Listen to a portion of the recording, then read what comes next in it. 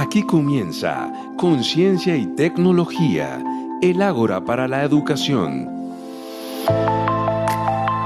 Un espacio para el arte, el saber y el conocimiento. Bienvenidos.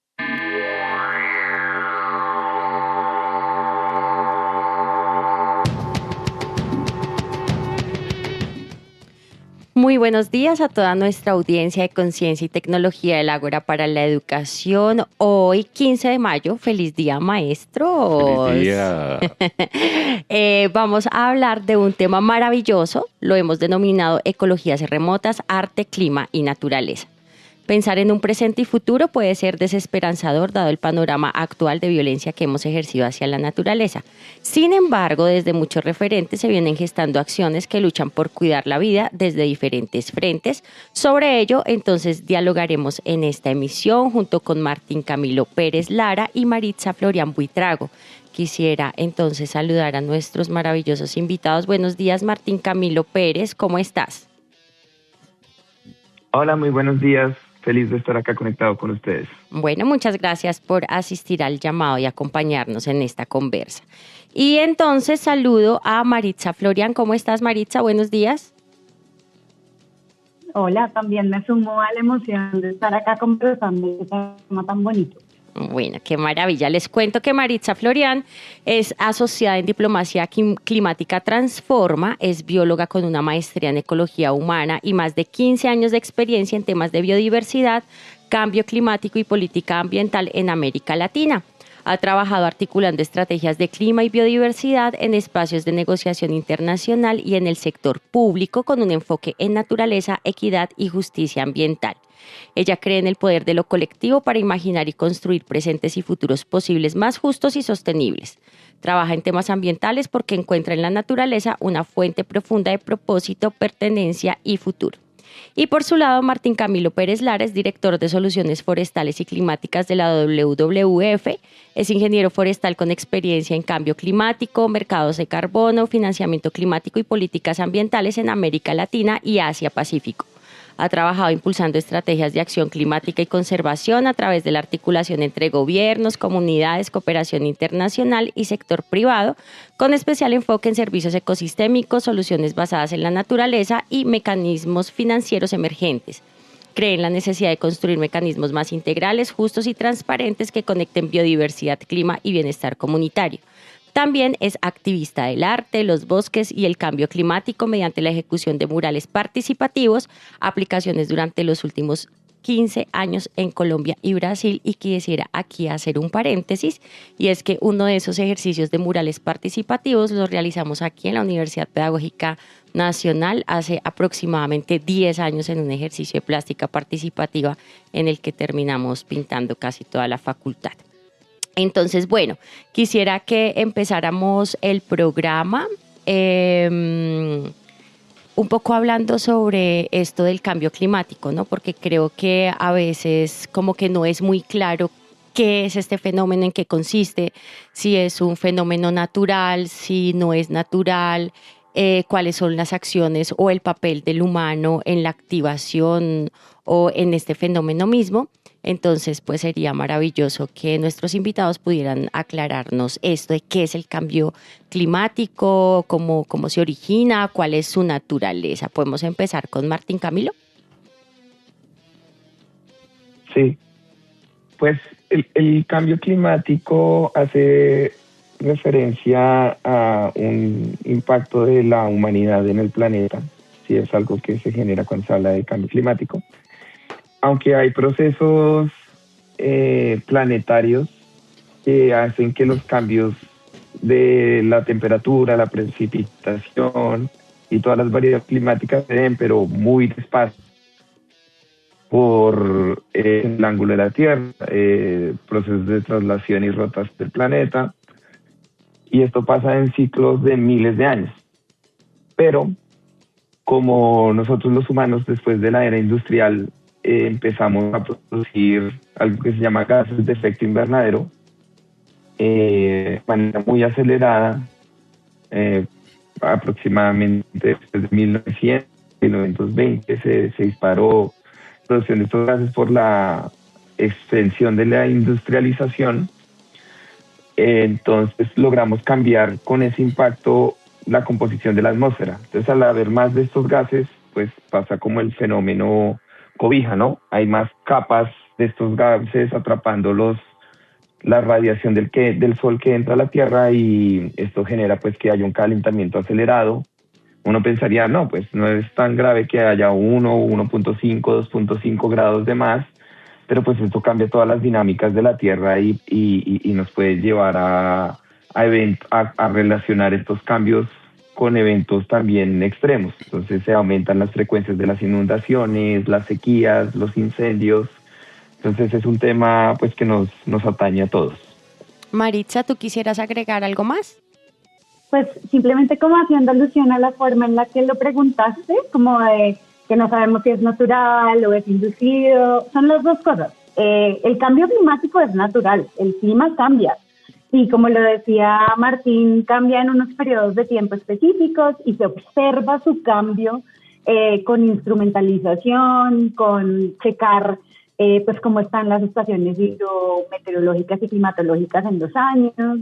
Eso es un proceso natural. Sin embargo, cuando uno quiere hacer alusión al cambio climático inducido o causado o con efecto de nosotros, como de los humanos, generalmente habla del cambio climático antropogénico y pues está muy relacionado como a el impacto que nuestras formas de vida, nuestras economías, lo que hacemos con nuestro entorno, pues cómo se expresa eso en lo que se conoce como las emisiones de gases de efecto invernadero, que hacen pues como toda esta parafernalia que Martín nos mencionó con el efecto cobija y demás. Y es importante también traer, pues como que esto es ciencia, ¿no? Como de ya es una alusión al humano y a sus efectos en el clima y al desbalance que estamos causando en el sistema climático. Es un hecho que hemos podido observar y comprobar sistemáticamente. Eso sería algo que me gustaría añadir, pero también que como causamos esos impactos, pues también estamos con las manos en las soluciones también. Somos también los agentes de cambio, entonces me gustaría dejar eso ahí. Cuando uno estudia, digamos, ciertos niveles de arqueología y de largo aliento, pues estamos en pleno Holoceno, o sea, hace 10, 12 mil años, el clima general empezó a cambiar y a modificarse sustancialmente y a calentarse. Y uno cuando mira en la arqueología, en la historia ecológica y arqueológica del planeta, encuentra que hay periodos inclusive más calientes que los actuales. Pero ustedes mencionan, Martín y Maritza, que en los últimos 200 años el asunto ha sido, digamos, más fuerte y más amplio. Yo quisiera preguntarles qué tan reversible, como diría Maritza ahorita, también están las soluciones en las manos humanas, pero qué tan reversible es el proceso, si es que es posible hacer volver hacia lo que podríamos tener hace antes de 200 años, o cómo se piensa esto desde la disciplina científica hoy. Martín.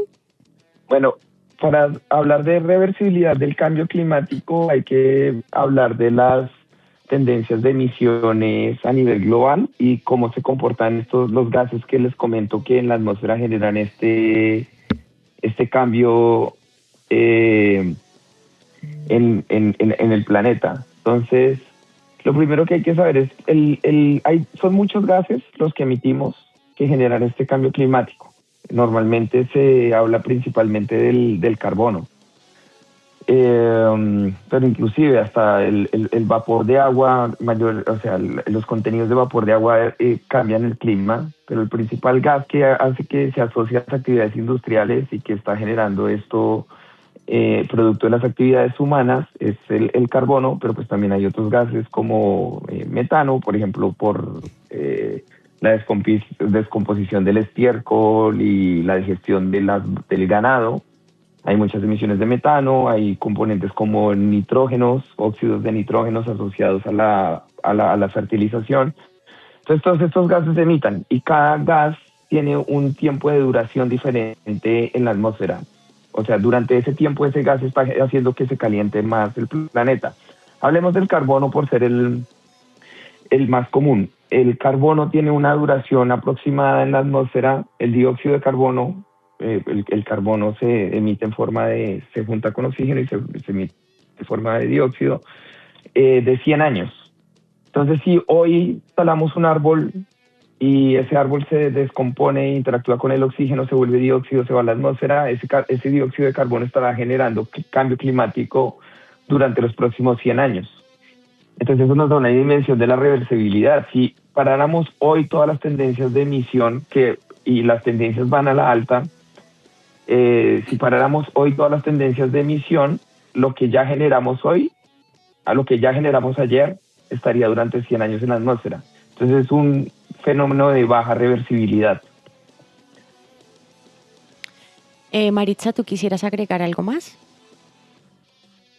Sí, yo quisiera agregar varias cosas. Una es que pues esta es una idea que no solo es una idea, sino que es un compromiso global. El hecho de no solo revertir, sino mantenernos en un límite seguro de temperatura. Y ahí me gustaría hacer alusión a algo que en el medio se conoce como el compromiso más importante de todos los países para no solo revertir, sino mantenernos en el número seguro de temperatura. Y uno diría, pero ¿cuál es ese número seguro de temperatura y por qué estamos hablando de una cifra en la cual nos debemos mantener? Y esto también es un aporte de la ciencia, y es que la temperatura media global, para mantenernos en un sistema predecible, hablando en términos climáticos de los impactos y de los efectos, es de 1.5 grados centígrados. Entonces, en este medio se escucha muchísimo de 1.5 grados centígrados, porque la temperatura media global está alrededor en la etapa preindustrial, alrededor de 1.1 grados centígrados, y como les contaba Martín, la actividad industrial ha hecho directamente proporcional, las emisiones de la actividad industrial han repercutido en la temperatura media del planeta. Y tanto así que hoy día aproximadamente la temperatura está en 1.4 grados centígrados o algo por el estilo. Y se dice que hasta el 1.5 grados centígrados es un límite seguro. Los países del mundo, obedeciendo como este llamado de la ciencia, se comprometen a no superar ese límite. No superarlo ¿cuándo? No superarlo nunca. Entonces, para no superar nunca ese límite y mantenerse dentro de ese límite global de temperatura, hay que hacer muchísimas cosas, como las que nos mencionaba Martín. Y para hacer muchísimas cosas hay que comprometerse nacionalmente, globalmente, regionalmente. Entonces, en torno a este 1.5 grados hay un montón de cosas, un andamiaje de compromisos que cambian la forma en la que producimos, la forma en que adaptamos nuestros territorios, la forma en la que reaccionamos a estos impactos, pues que son como los que tenemos que seguir motivando para, en efecto, mantenernos en ese límite. Eso quería añadir, que más que revertir, también es agendar y seguir unos compromisos que pasan como por todos los niveles, desde el global, los domésticos y las acciones personales. Uno pensaría que con todo lo que tú estás mencionando, efectivamente gira en torno de compromisos políticos, compromisos como sociedad, compromisos como individuo, compromisos como seres biológicamente, que nos vamos a ver afectados si esto no mejora, ¿no? Y creo que también es un poco en la lógica, mientras te escuchaba, yo decía, claro, pero estamos también en un medio y en un ejercicio muy fuerte a nivel global, y gira en torno a un consumismo bastante alto, también por la cantidad demográfica que somos en este momento en el planeta, incluyendo pues obviamente las afectaciones industriales, todo lo del aumento de la temperatura que está afectando obviamente todas las zonas coralinas en el globo terráqueo, pero más allá de esto, pensaba es cómo empezar no tanto a generar estos acuerdos que pues son necesarios, pero son a largo plazo realmente que se empiezan a dar, pero qué acciones podríamos hacer por ejemplo, desde lo cotidiano. O sea, nosotros cómo podríamos trabajar efectivamente como desde lo que yo puedo estar haciendo, porque hablamos en extensión, ¿no? Claro, la ganadería extensiva, una afectación impresionante. Industrialización, impresionante, una afectación. Entonces, no sé si es posible, porque ya visibilizamos que efectivamente estamos en un ejercicio muy apocalíptico en este tema y qué elementos de transformación podríamos hacer, por ejemplo, de manera unitaria, que a la vez si expandimos estos ejercicios de cómo hago mi aporte, sería un ejercicio en masa, se volvería como colectivo. Entonces, ¿qué podríamos estar haciendo nosotros para mejorar, ayudar a estabilizar? Ya sabemos que lo reversible es a veces irreversible, definitivamente, pero ¿qué acciones podríamos hacer, por ejemplo, desde lo cotidiano? ¿Qué creen ustedes? ¿Qué podríamos hacer nosotros y más acá en un ejercicio en donde tenemos, aportamos gran cantidad de basuras, un gasto energético impresionante? Entonces, no sé si nos cuentan un poquito para que nuestra audiencia también diga, ok, pero ¿qué puedo hacer yo para aportar a mitigar este tipo de cosas? Martín. Voy a arrancar yo. Bueno, dale de ¿Qué te parece? Gracias. No, pues porque es que la forma en la que planteaste la pregunta me gusta mucho, porque arrancaste diciendo, esto es un tema de compromisos globales, pero también la acción individual es importante. Me parece clave que tengamos en cuenta que también es un tema de poder, ¿no?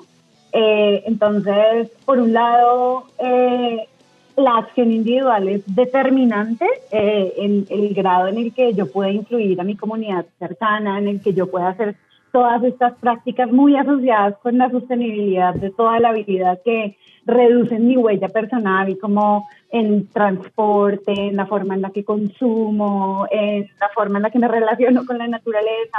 Todo eso es vital.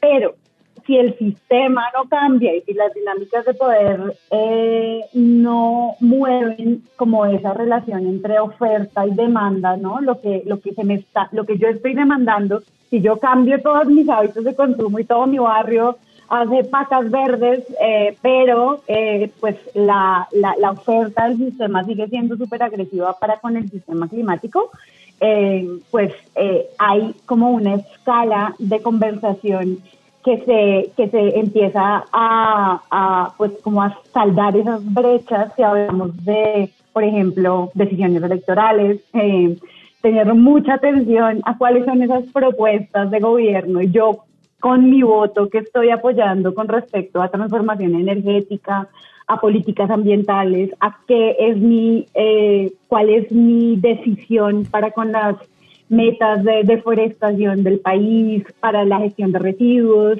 qué está haciendo mi gobierno con respecto a plásticos.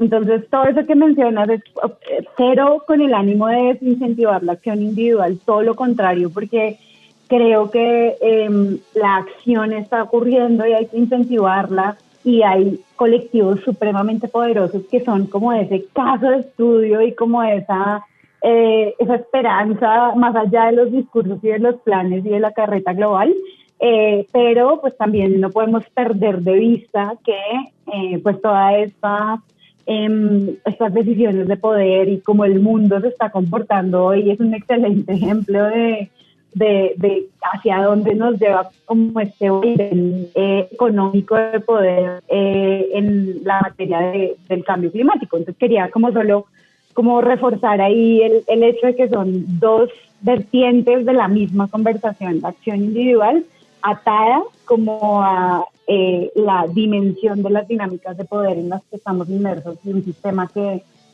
pues está desequilibrando el planeta, que tiene todo el chance de volver a equilibrar. Listo. Me encanta lo que dices, porque efectivamente hace parte de un ejercicio de poder y nosotros tenemos obviamente el derecho y el deber de ejercer ese poder también sobre las decisiones. Pero quería ahondar un poquito más sobre el ejercicio. Yo, Alexander, profesor Carlos, me imagino, y la profe Caro, estamos acá.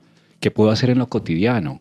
Sí, o sea, como que tenemos una cantidad de consumo también acelerado de, no sé, electrodomésticos, el consumo que hacemos desaforadamente también de los medios tecnológicos. Sabemos que, por ejemplo, el gasto de agua que incurre hoy en día con estos dispositivos tecnológicos, bueno, entonces no sé, si me ocurre en este momento, estaba pensando como hay un decálogo de, por favor, humano, si usted hace estas mínimas acciones, posiblemente esto puede mitigar. Entonces, no sé si de pronto, Martín, tú tienes algunos elementos allí que nos puedas decir, venga señor, usted en su casa puede ayudar para bajar un índice, un indicador, un 0.001% puede aportar. ¿Cuál es su aporte a esa huella que empezamos a dejar? No sé si nos puedes ahondar un poquito más allí y si, bueno, o si también eso está contemplado, no. Sí, no, pero me voy a sumar un poco al llamado de Maritza de que la acción es multinivel. Claro, los patrones de consumo se influencian, entonces, y ahí hay una lista larga de cosas de lo que se puede hacer: diversificar la dieta, ser conscientes de lo que consumimos en términos de emisiones, también la huella de deforestación. Ahora podemos hablar un poco más sobre bosques también. Todo lo que sea racionalizar el consumo de agua, nuestra huella en viajes es fuerte. Entonces es un conjunto de acciones que uno puede hacer, pero el grueso de la acción climática acontece en el escenario político internacional y en el escenario político a nivel de país. Entonces, por ejemplo, pensemos en Colombia. La principal fuente de emisiones en Colombia es la deforestación. O sea, nosotros emitimos la mitad de todo lo que emitimos todos los colombianos, pasa en deforestación. Es un comportamiento que se comparte en América Latina. De hecho, hace poco estábamos en un espacio hablando sobre qué se puede hacer en Latinoamérica para reducir la deforestación, para reducir emisiones y deforestación, y lo que pasa con los bosques es algo muy, muy relevante para todos los países de Latinoamérica. Entonces, si uno piensa, la principal fuente de emisiones es deforestación, y uno empieza a mirar por qué se deforesta, y enlazándolo con tu pregunta, ¿qué puedo hacer? La mayoría de las acciones que generan deforestación acontecen en el ámbito ilegal. Yo puedo cambiar mi dieta como individuo y volverme totalmente no consumidor de carne que pueda provenir de áreas deforestadas. Eso tiene un nivel de contribución. Puedes diversificar tu dieta, eso tiene otro nivel de contribución. Pero el grueso de la deforestación se va a controlar con políticas de seguimiento, con monitorear los bosques, con generar acciones de control, con empoderar a las comunidades que viven con los bosques. Y eso acontece en el ámbito de las decisiones políticas. Entonces, si me preguntas como individuo qué puedo hacer, listo, disminuir mis decisiones de consumo, pero como ente político individual y como tomo decisiones, el análisis de los programas de gobierno y las propuestas y un seguimiento y acciones como esta, estar aquí hablando de bosques y cambio climático, es una acción inclusive yo diría más poderosa de lo que puedas hacer como individuo. Lo uno no quita lo otro, pero creo que hay que actuar en los dos ámbitos.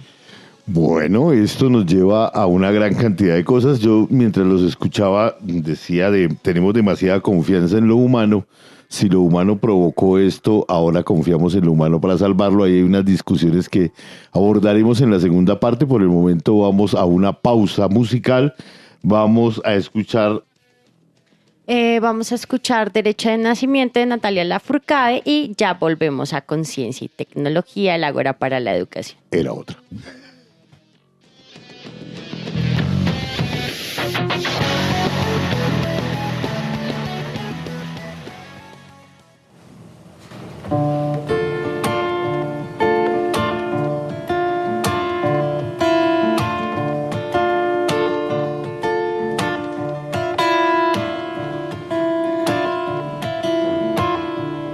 Voy a crear un canto para poder existir, para mover la tierra a los hombres y sobrevivir,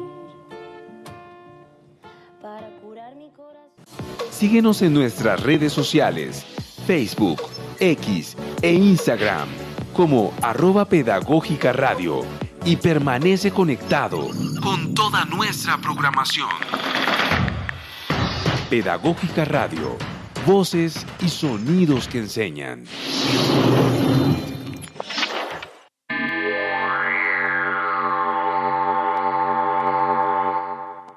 Volvemos a Conciencia y Tecnología, el Ágora para la Educación, después de escuchar esta bella canción de Natalia Lafourcade. Les recordamos a nuestros oyentes que estamos hablando de ecologías remotas, arte, clima y naturaleza con Martín Camilo Pérez y Maritza Florian Buitrago. Bueno, recopilando un poco lo que hemos conversado en el corte anterior, hemos como aclarado las situaciones del cambio climático, que lo ha acelerado, que lo provoca, como algunas dinámicas que pueden de una u otra manera no disminuir, tal vez tampoco volver al inicio sería imposible, pero sí, digamos que no generar o no seguir generando un impacto tan grande. Yo recojo y abrazo lo que nos decían nuestros invitados. Claro, la posición política es súper importante, poder tener también racionalidad a la hora de tomar decisiones, pero yo también le sumaría eso sensibilidad y un poco empatía, ¿no? Porque la sensibilidad y la empatía es la que nos permite también reconocer qué es lo que puede estar afectando o no a esos otros seres y existencias con los que compartimos nuestro paso por la Tierra, pero bueno, también en un ejercicio un poco egocéntrico de la humanidad, pues bueno, por lo menos ser empáticos con los humanos que vienen para dejarles algo que sea medianamente digno para vivir. Pero pues por supuesto las acciones individuales también son supremamente importantes y tienen un poco como ese lazo, esa articulación con lo que pasa en grande, ¿no? Lo pequeño también perjudica lo más general, lo general también perjudica lo específico. Y retomando un poquito lo que nos decía Martín Camilo al respecto de la deforestación, también desde lo ilegal, que es lo que más ha generado impacto en Sudamérica, es pensar también el tema del consumo de sustancias psicoactivas, ¿no? Porque siento que a veces un poco la lucha y el discurso va en contra de la ganadería. Por supuesto que sí, va en contra de la ganadería, un poco también en medio de esa conciencia de lo que consumimos, de la diversificación de la dieta que mencionaba Martín Camilo, pero a veces nos alejamos de esas otras cosas que son, entre comillas, recreativas, pero que también tienen un impacto supremamente negativo, no solamente en términos ambientales y de biodiversidad, sino en términos sociales, de violencia, etcétera, etcétera, etcétera.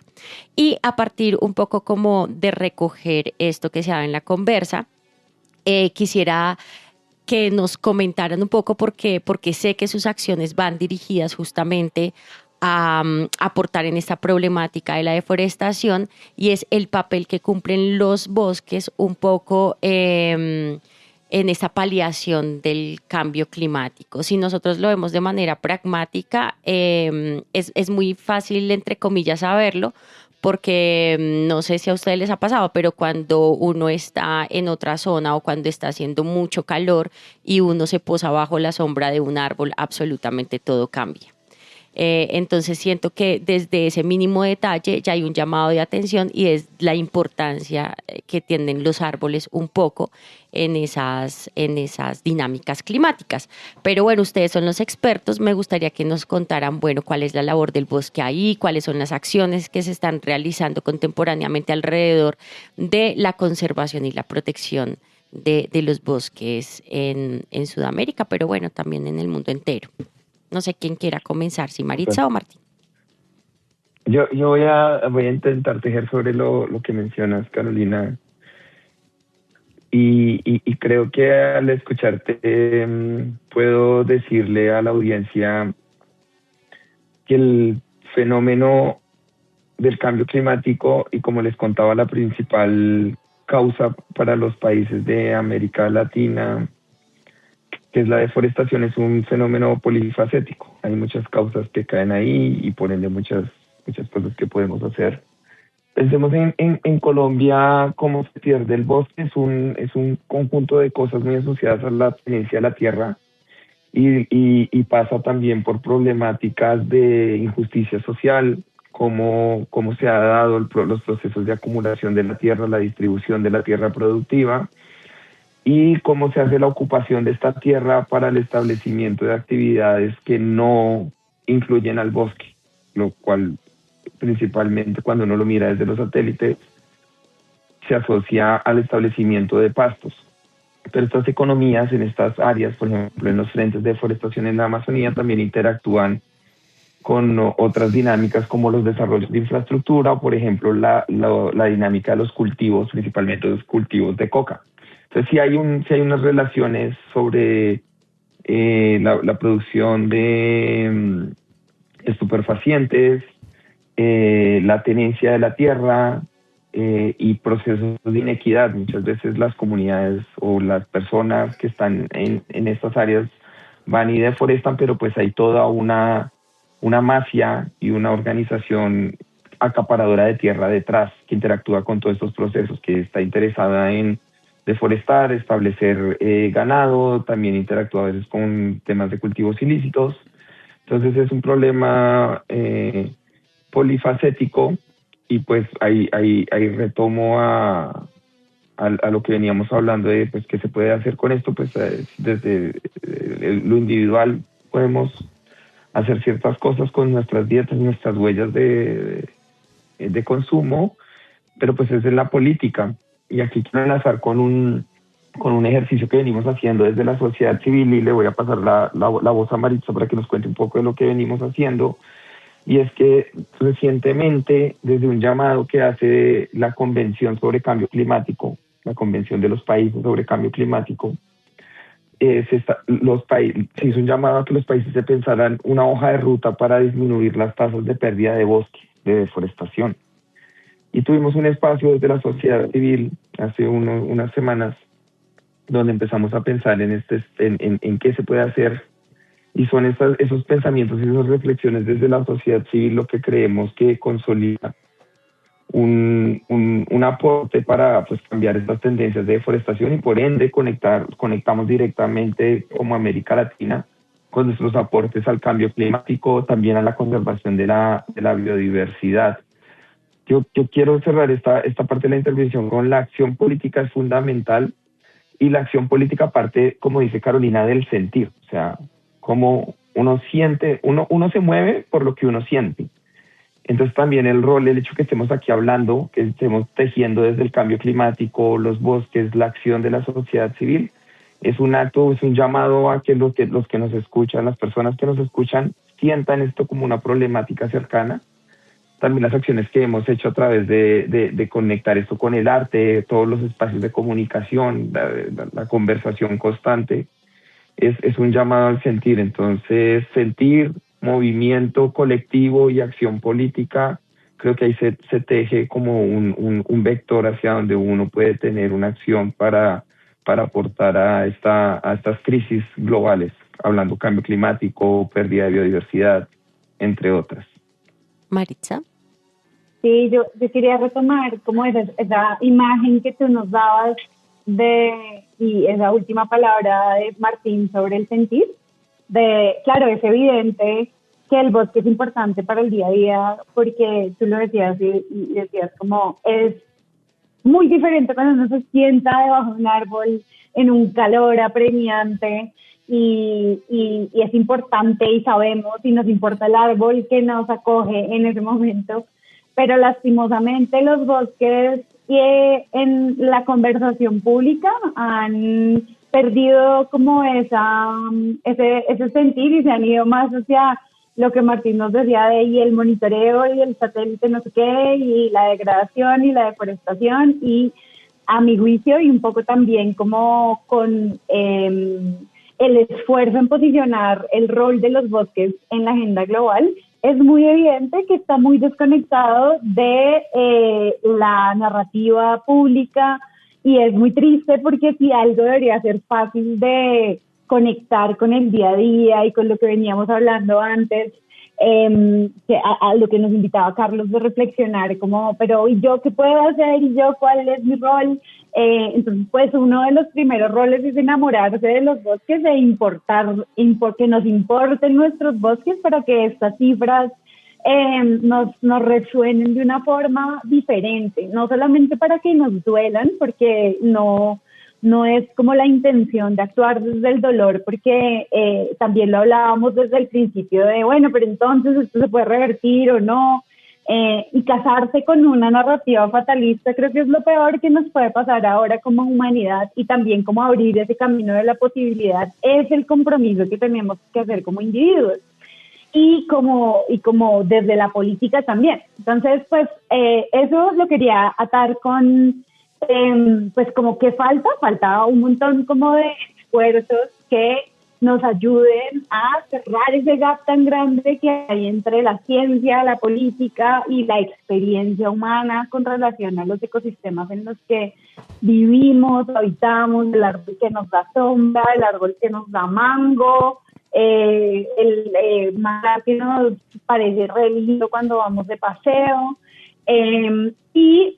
Pues todo eso definitivamente viene conectado a que en el momento en que tengamos esa naturaleza más cercana, pues también lo que viene de cuidar esa tenencia a de dónde venimos, de dónde estamos, de qué ecosistemas nos contienen, podamos también defender esas causas políticas que, como decía Martín, estamos un poco involucrados en, y cuál es ese momento global para los bosques, cómo atraemos el reflector sobre esa importancia a los bosques del mundo en este momento tan difícil que todo el mundo está pensando en guerra o qué pasó en el Estrecho de Hormuz o que está en este momento donde la atención está por todas partes, cómo traemos esa atención a que en nuestra región pues tenemos unas dinámicas de ilegalidad difíciles que tenemos que trabajar en conjunto a nivel regional y nacional para superar,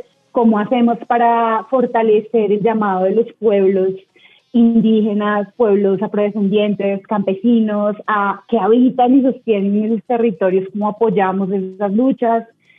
También cómo hacemos desde revertir esa cadena de consumo y demanda. No sé si, muchas de las emisiones que deforestan nuestros bosques están relacionadas con comercio internacional, o sea, no todo es un problema doméstico. Entonces, pues estamos sacando productos de consumo con unas tasas muy altas de ilegalidad y a unos costos muy altos como de nuestra pervivencia en nuestra casa común.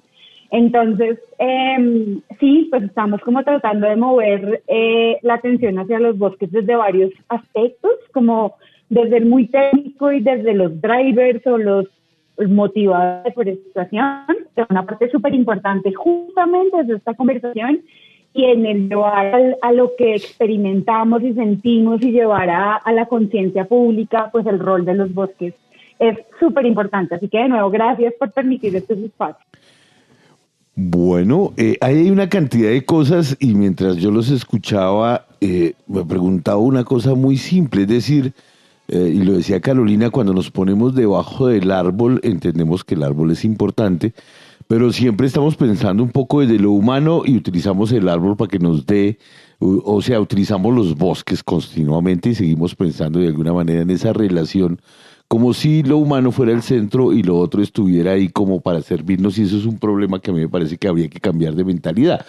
Ese es un matiz dentro de ese nivel, pero también pensamos el bosque como lo que está en la Amazonía, lo que está en el Chocó, lo que está en la zona campesina, etcétera, y bueno, los centros urbanos que son los que más generan efectos, digamos, gases de efecto invernadero, y nuestros bosques o los bosques que están dentro de los espacios urbanos, ahora que el alcalde actual de Bogotá está intentando romper y cortar buena parte de los árboles de Bogotá, habría que pensar también que no necesariamente todos los bosques son de la afuera y no todos son ilegales. Hay también acciones legales para destruir un poco ese espacio.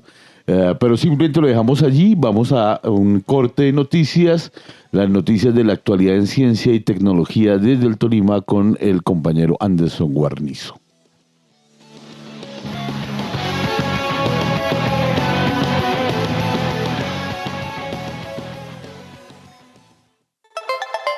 En Conciencia y Tecnología, las noticias de actualidad. Los pulpos son animales muy inteligentes, pero ¿te has preguntado si un pulpo piensa como un humano? Creencias de gente pendeja. Porque sí, suena raro, pero la respuesta podría cambiar completamente cómo entendemos la inteligencia. ¿Sí o no, Marino? Hola, bienvenidos a esta cápsula informativa de Pulposa Actualidad en Ciencia y Tecnología. A darle átomos.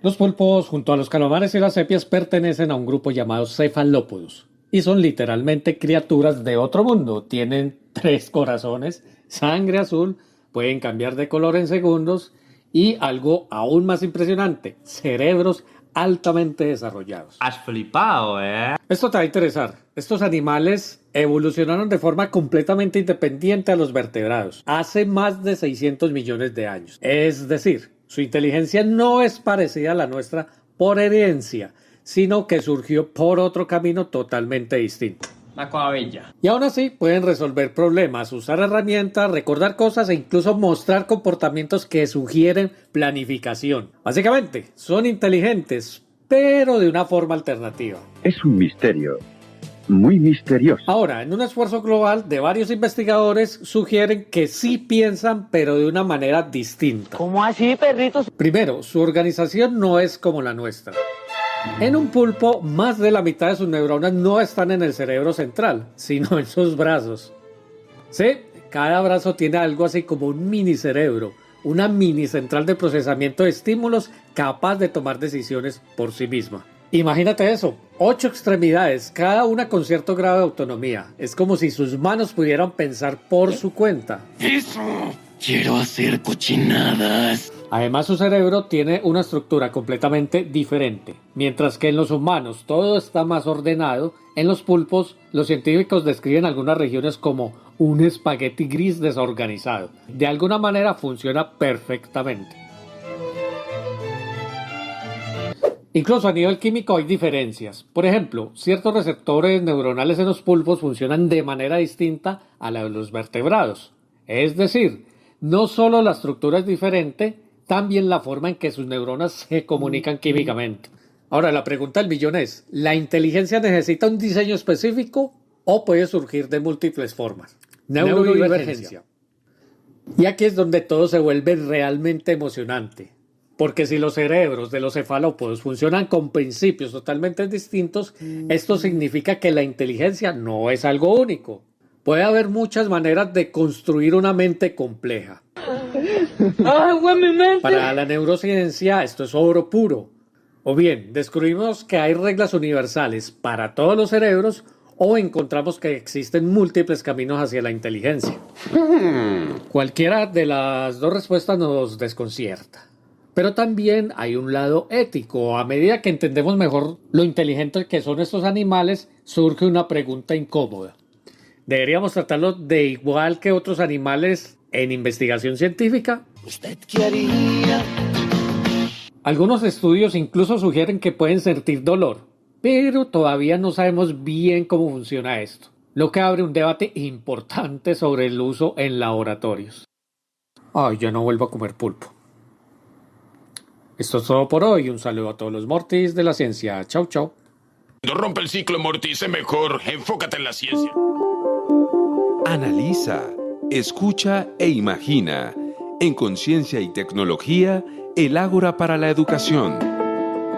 Un programa de la Facultad de Ciencia y Tecnología. Conéctate todos los viernes a las 9 de la mañana y los miércoles a las 5 p.m.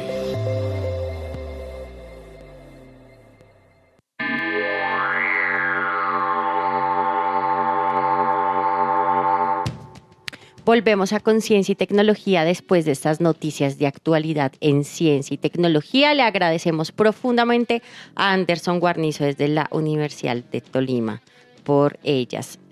Bueno, se nos está agotando el tiempo, se nos quedó como el 80% del guión sin resolver en el programa, pero quisiera abordar una pregunta que me parece muy relevante porque creo que articula y teje pues buena parte de la discusión que hemos tenido, sobre todo en la última franja, y es respecto a que muchas comunidades territoriales han cuidado los bosques durante generaciones.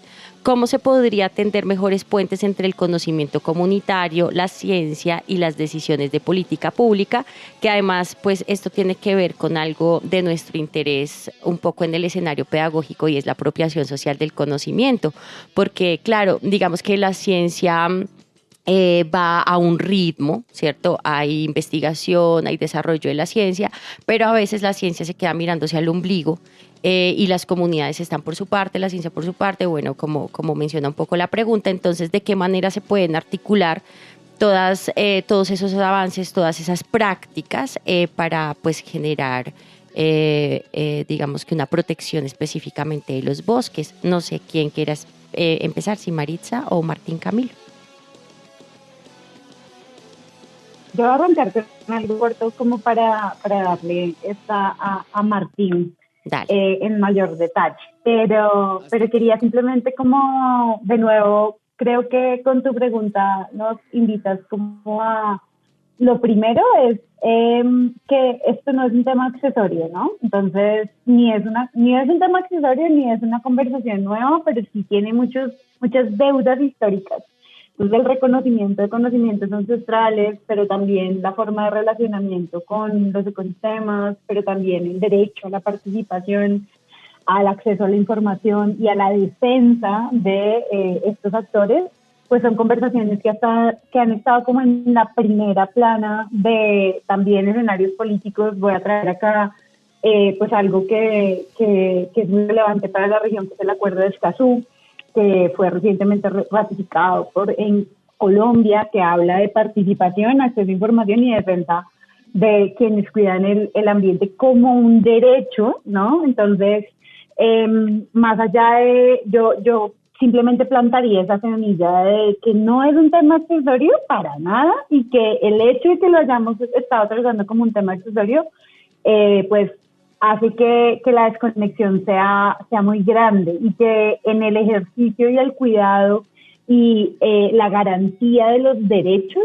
pues hay que reconocer que primero que todo, pues ya hay muchísimas prácticas, muchísimos sistemas y ideas como que están promoviendo quienes cuidan los territorios y quienes habitan en ellos, que estamos en mora como de integrar a nuestros esquemas de política, pero también como a conversar con cómo podemos mejorar la práctica del cuidado de los bosques desde esas experiencias que ya existen, y elevar las voces y garantizar los derechos. Creo que es algo que va como de primerísimo renglón.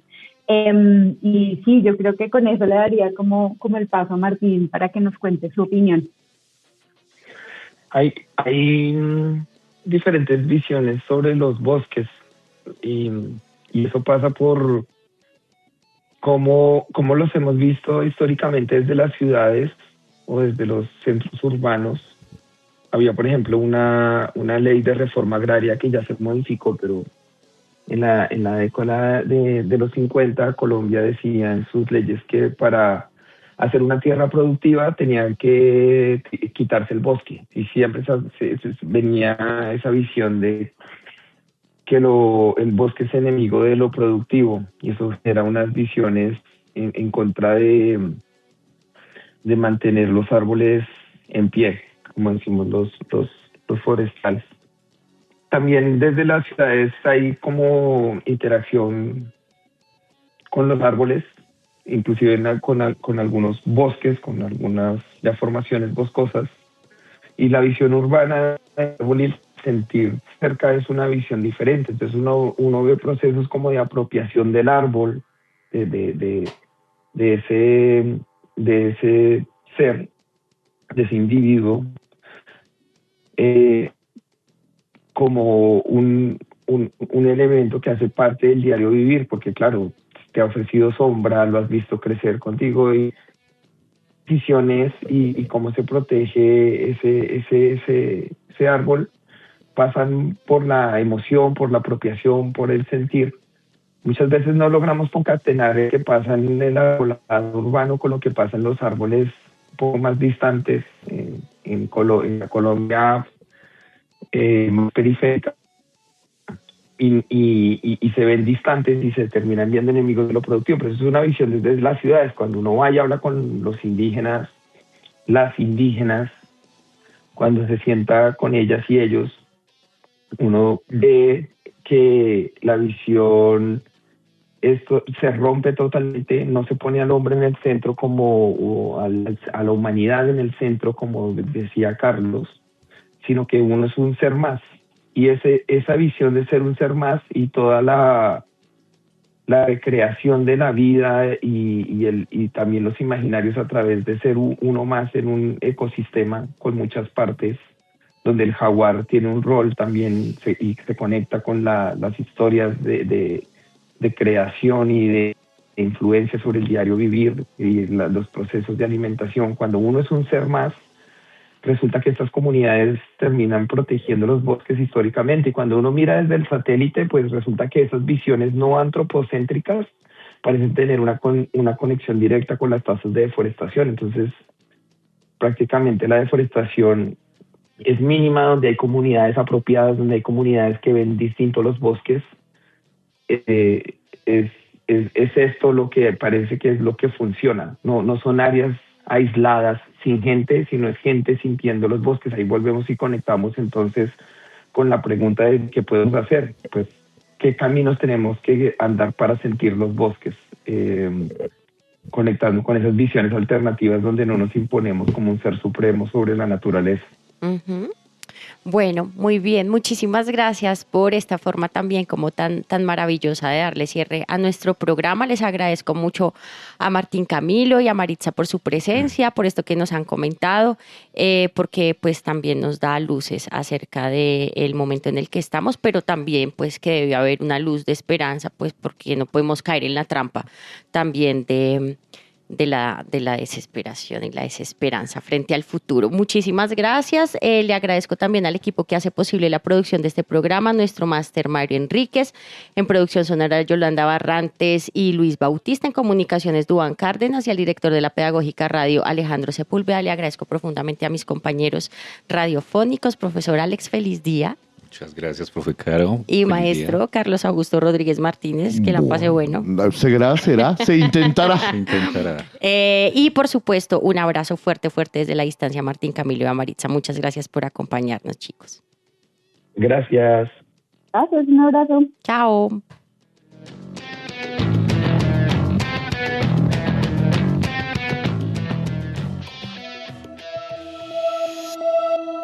Hasta aquí Conciencia y Tecnología. Síganos en Instagram, Twitter y Facebook como @concitecupn.